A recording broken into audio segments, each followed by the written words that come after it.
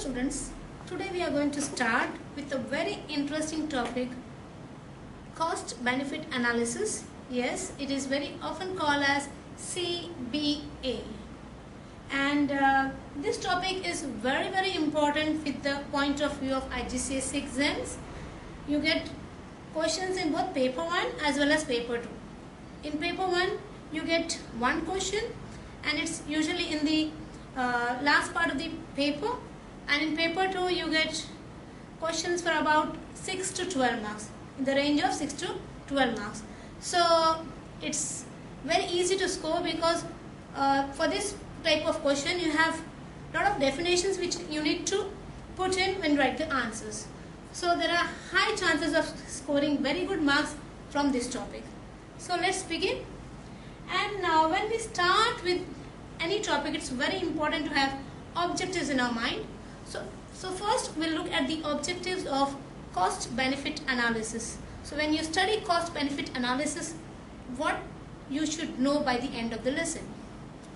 So firstly, you all should be aware about the definition of private cost, private benefit, external cost, external benefit, social cost and social benefit.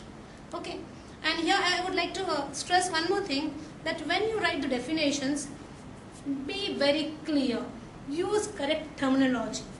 If you use proper economic terms, there are full chances of getting full marks in the MCQ, because examiners expect you to use proper terminology when you're writing the answers. Okay, and then you can also give good examples to make your answer much better. Then the next objective is to reduce the social cost. It's very important to minimize the social cost. So let's start with the lesson, cost benefit analysis, which is called as CBA. Cost benefit analysis is a framework of evaluating the social cost and benefit of an investment project. See, whenever government has to undertake a project, it's very important for government to see whether the costs are high or benefits. So, if the costs are high and the benefits are low, then it's very obvious that government will not go for that project, they will forego it. On the other hand, if this project is going to bring in a lot of benefits, okay, like employment or income, so the government will give a green signal to proceed with the project. Cost benefit analysis involves identifying, measuring and comparing the private cost and negative externalities of a scheme with its private benefits and positive externalities using money as a measure of value. Okay, so to conclude, we can say that whenever cost benefit analysis has to be done by government, they will evaluate, they will compare, they will see whether the cost is high or the benefit is high. And at times there will be situations that government has to go for that project because this project is very important, or that particular project is very important. So in such a situation, what government will do? They will try to minimize the cost. They will look for certain ways so that the cost is minimized.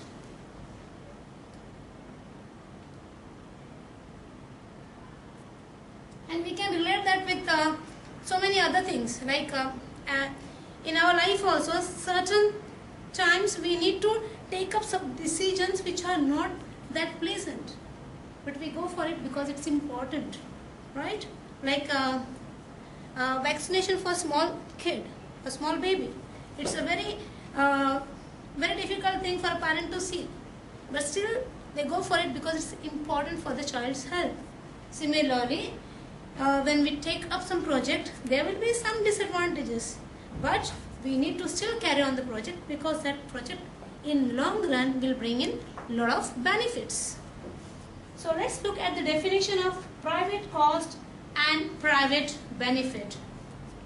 From the word itself, you can make out private means it is concerned with private individuals.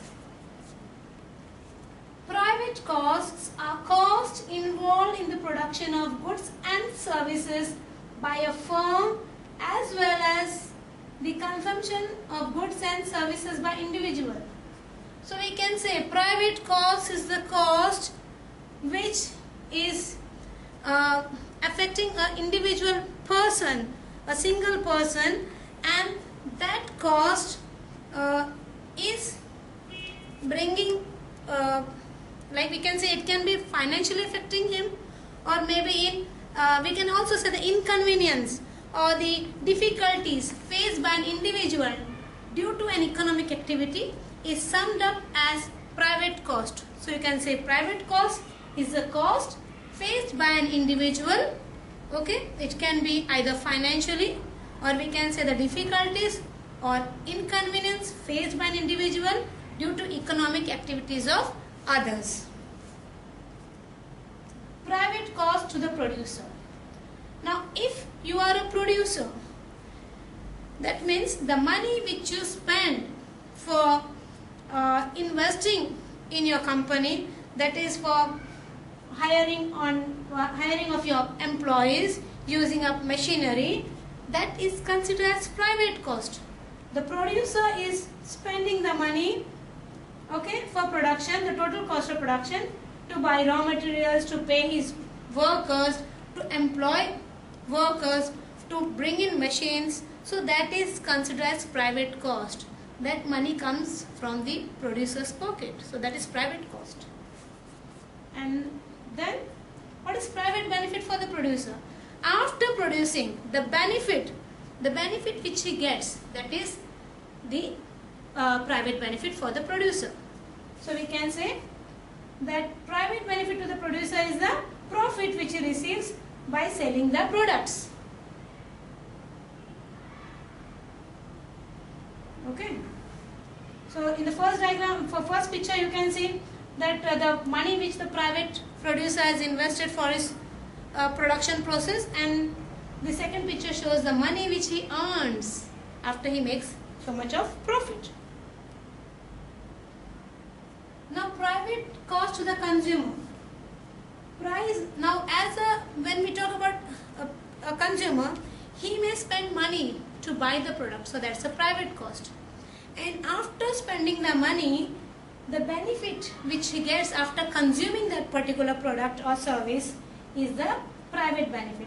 So private benefit to the consumer is the satisfaction derived from the consumption of goods and services.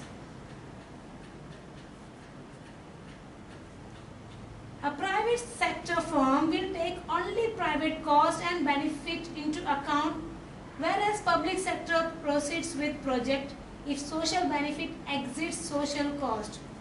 That's very important point to note here, that private sector or the private individuals, we always look for our personal benefit, right? But when it comes to public sector, government, the main aim of government is to provide welfare, to provide general welfare of all the citizens of a country. So if they have to undertake production, they will see to it that the social cost is at minimum, whereas when it comes to private individual, their main aim is to maximize the profit. So social cost is secondary for them. See, we can talk about the private cost. A person may invest money to buy a car, so that is his private cost. And after buying that car, he may he gets a lot of benefits, like he can go to certain places on time, and it saves time for him. So that's a private benefit he derives by investing on a car. Okay. Similarly, the facilities for a private individual, when he spends, he gets better services. Social cost. Now what is social cost? Social cost consists of private cost and external cost. it's all together. We take private cost and social cost, and all together it sums up into social cost. It means the cost faced by the entire society due to economic activity of others.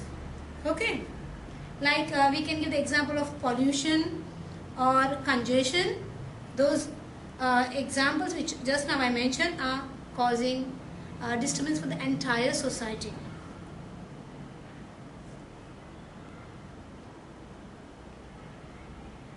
For example, a chemical factory emits wastage as a byproduct into nearby river and into the atmosphere. This creates negative externalities which impose higher cost, social cost on other firms and consumers. Example, cleanup cost and health cost. Okay, so we can give the example of social cost that whenever a chemical company emits wastage, okay, so that is a cost for the entire society, and then as a result even the chemical company has to spend money to clean up the cleanup cost and all. Okay, then let's look at the external cost. What is external cost? External cost are the cost or inconvenience imposed on third parties due to economic activity of others. External cost is the inconvenience or difficulties faced by third party due to economic activity of others. Now for example, if you are staying in a place where nearby there is a garage, okay, you don't own a car, but continuous you are getting disturbance due to the nearby garage, like there will be a lot of repair work going on and that will cause a lot of disturbance. So you don't own that garage, you don't have a car that you take and that you can go and take and repair it, but there is a continuous disturbance which you face, so that is external cost. Okay, similarly you can give example of a carpentry which is next to your house, and that noise, or maybe construction site which is nearby someone's house, so the continuous noise which is made. Even we face that sometimes in our school, when nearby the construction is going on, there is continuous sound, so that is external cost. Okay, external cost is also called as negative externalities.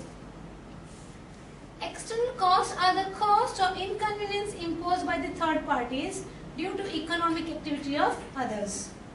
Okay. So due to time constraint, we can't complete the entire video. I will explain the measures to reduce social cost in the next flipped classroom, and tomorrow when you come to the classroom, I'll be asking you the definitions, so be ready.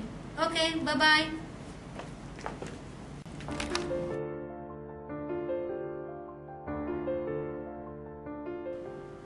So before we proceed with the topic, let's look at the objectives of the topic, because it's very important for us to be very clear with